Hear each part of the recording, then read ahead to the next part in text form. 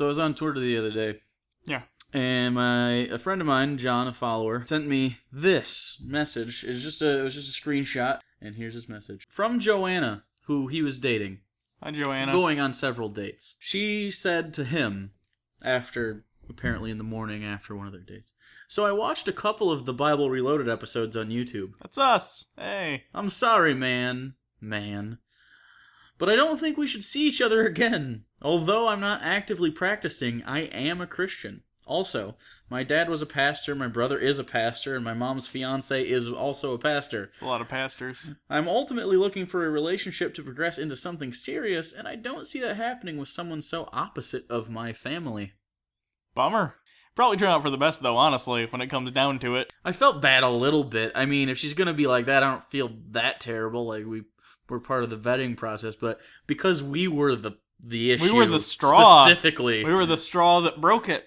Yeah, so, ladies, here's some pictures of John. Look at that guy. He wears TBR t-shirts and has facial hair, and he's basically everything you could ever want. I can't see pictures of him because it's the other way. Could he fit in a rowboat? Yes. Okay, good. I'm glad you answered the question. He could fit in a rowboat. If you guys want to get into contact with him, not guys, girls. Or guys, he's a straight man, so I don't think it's going to go anywhere. But it could. Well, you could be the one penis that he loves. He just doesn't know until he tries it. You're the skeleton key to his butt. Here is his Twitter, and you could go there and you'd be like, "Hey, baby, Jake sent me. Let's do this thing." I want that exact quote. "Hey, baby, Jake sent me. Let's do this thing." Roll intro.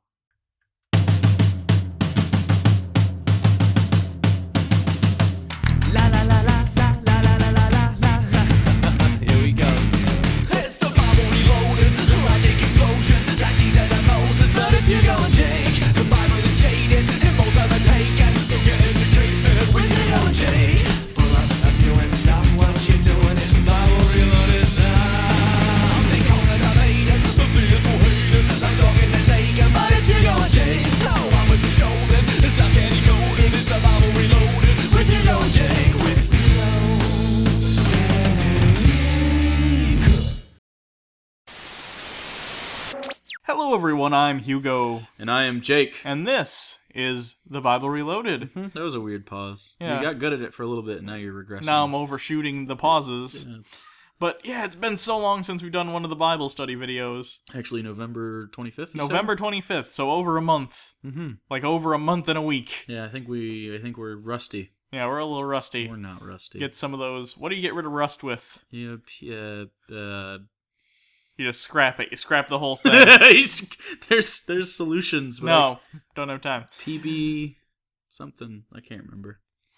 So it's been a long time, so to fill you in on what happened last time. When you said that, I thought, It's been a long time, I shouldn't have left you. remember that? Nope. Really? Nope. That was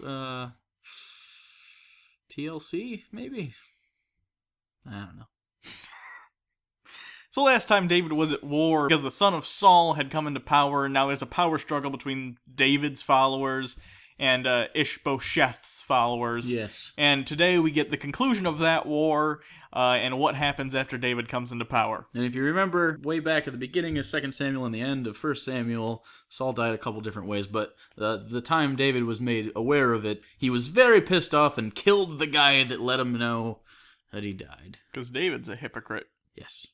So, let's get back into the Bible with 2 Samuel, chapter 4, Ish-Bosheth murdered. When Ish-Bosheth, son of Saul, heard that Abner had died in Hebron, he lost courage, and all Israel became alarmed.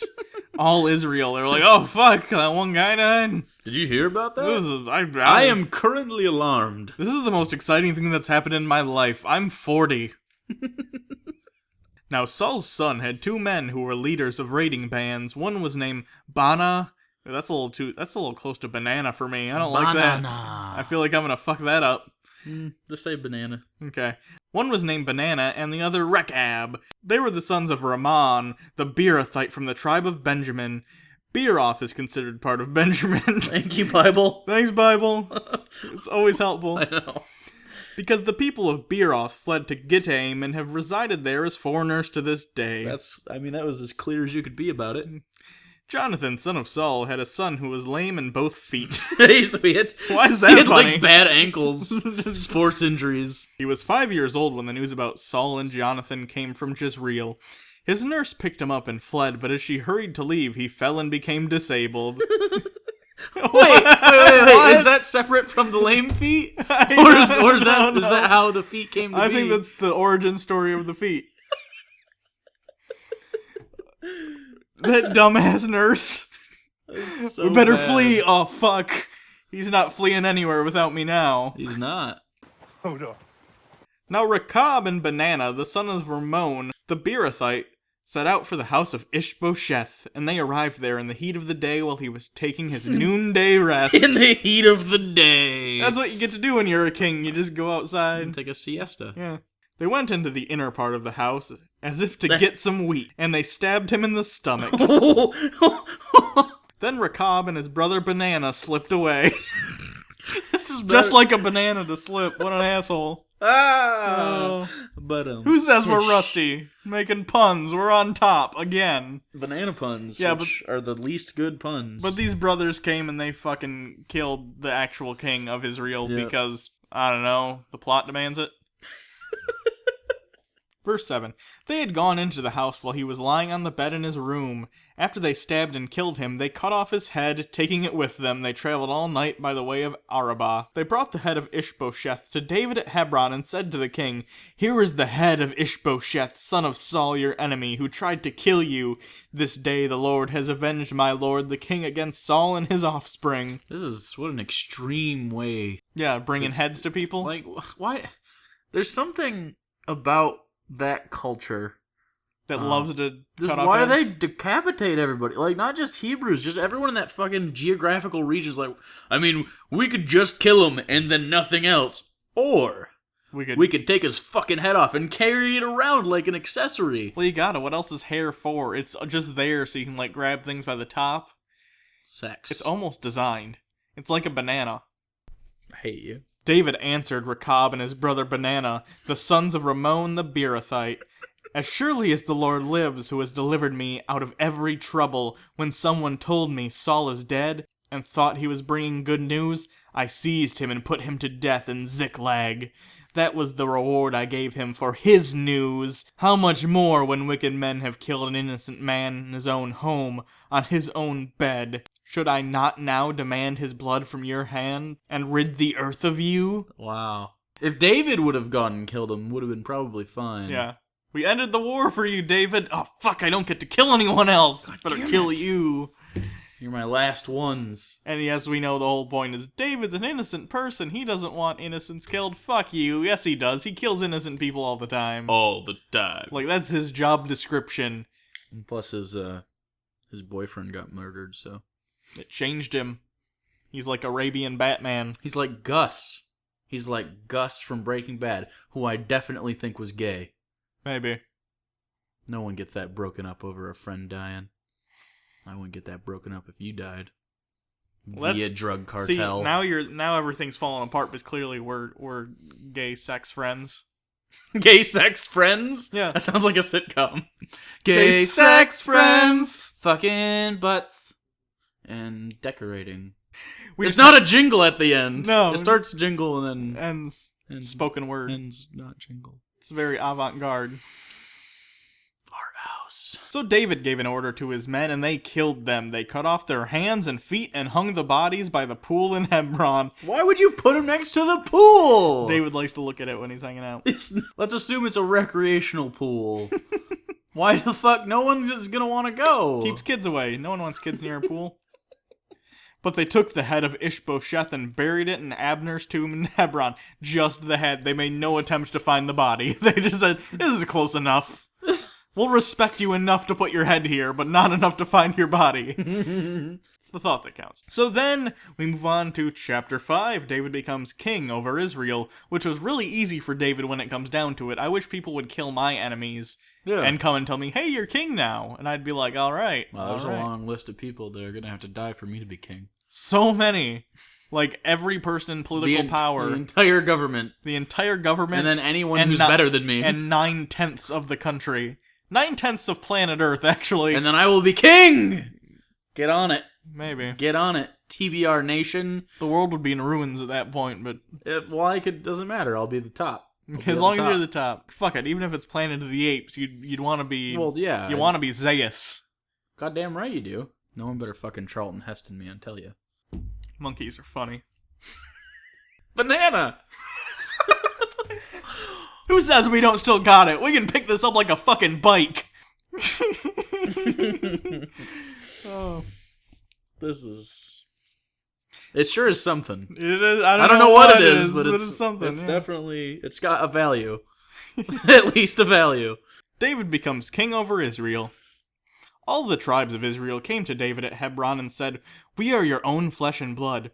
In the past, while Saul was king over us, you were the one who led Israel on their military campaigns. And the Lord said to you, 'You will shepherd my people of Israel, and you will become their ruler.' When all the elders of Israel had come to King David at Hebron, the king made a covenant with them at Hebron before the Lord, and they anointed David king over Israel." So sort of a military coup, but they want it.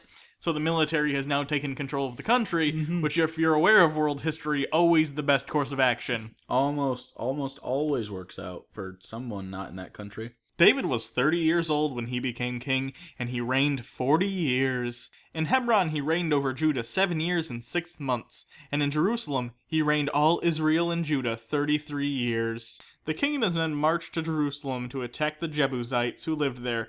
The Jebusites said to David, "You will not get in here. Even the blind and the lame can ward you off." Oh, snap. They thought, "David cannot get in here." Nevertheless, David captured the fortress of Zion, which is the city of David. This is supposed to be a really famous battle.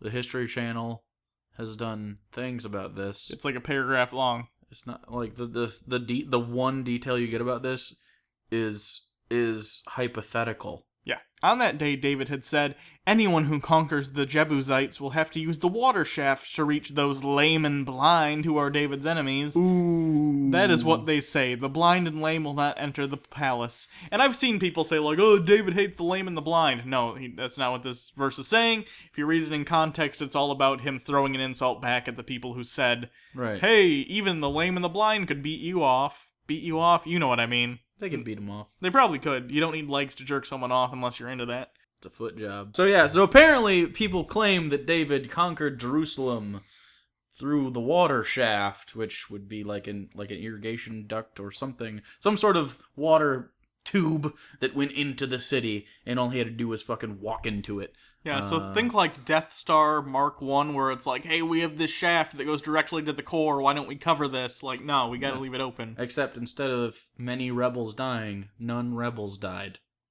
And there's no turrets or TIE fighters.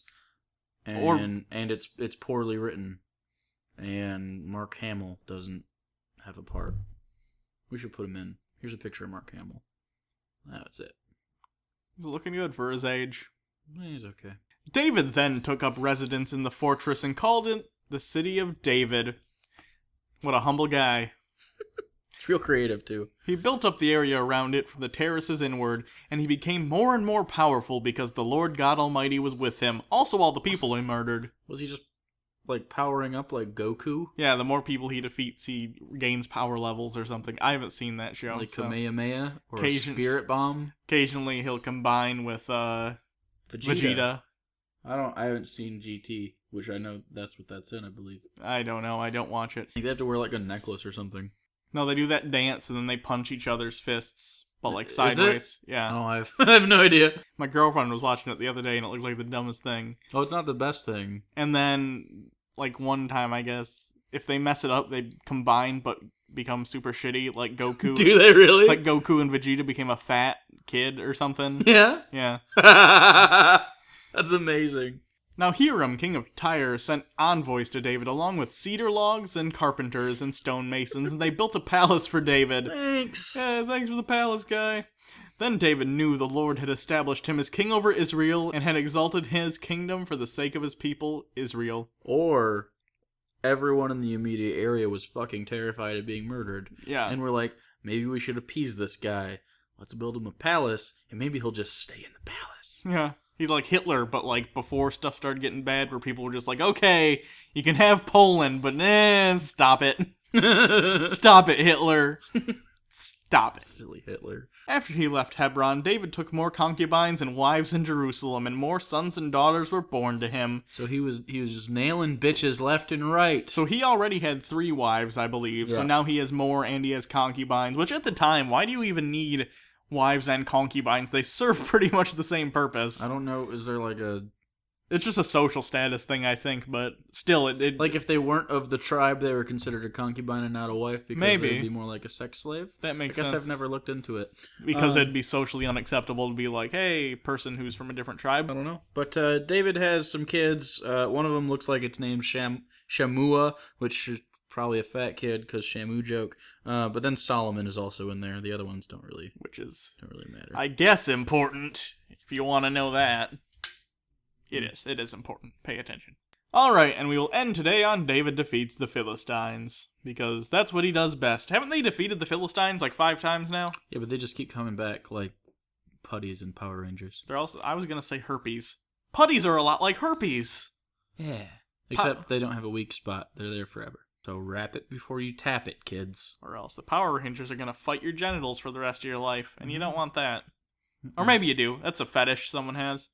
Where's the Herpes fetish? No, a Power Rangers punching your genitals fetish. Oh yeah, probably, definitely. I'd fuck someone, and like I'd wear a ranger outfit and then I'd do it just for once. I don't know if it's not a fetish, but I'd do it. Like if someone brought it up, I'd be like, all right. You'd fuck someone in a Power Rangers outfit? Do you cut a hole for the dick, or what? Well, obviously, you don't.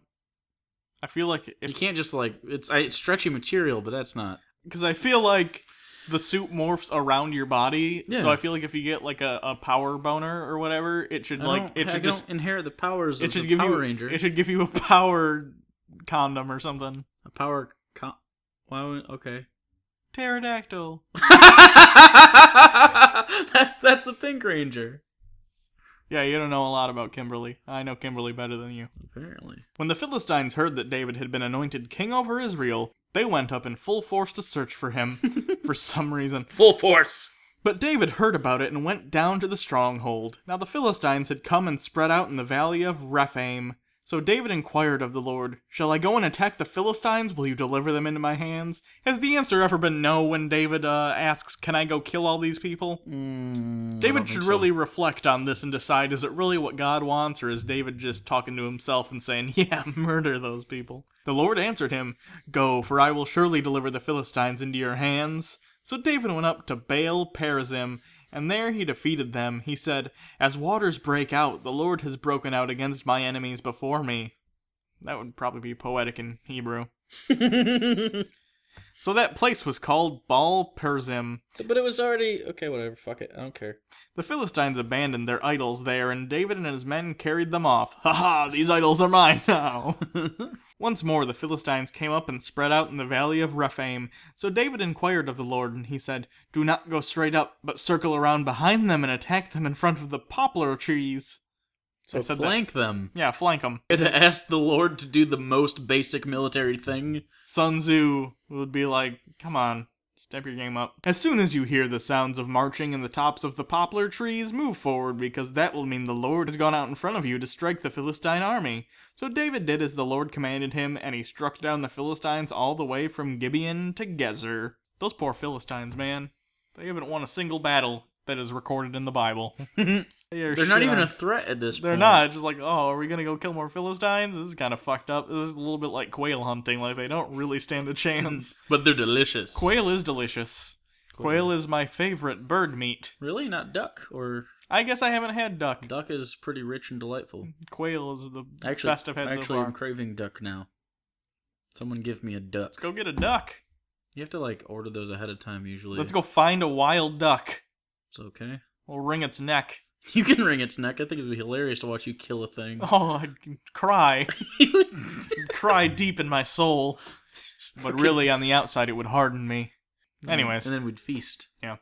So thanks, everyone. That's the first Bible episode of 2015. Yeah, but check this out. Look at how pretty that thing is. We have a standardized thing now. That's yeah, good. That's good because I guess you're supposed to have that or I was whatever. really getting annoyed making those every time, and also they look like shit, and I didn't like them. Yeah. So, I guess you can donate to our Patreon right there. Yep. You can follow us on the Twitter.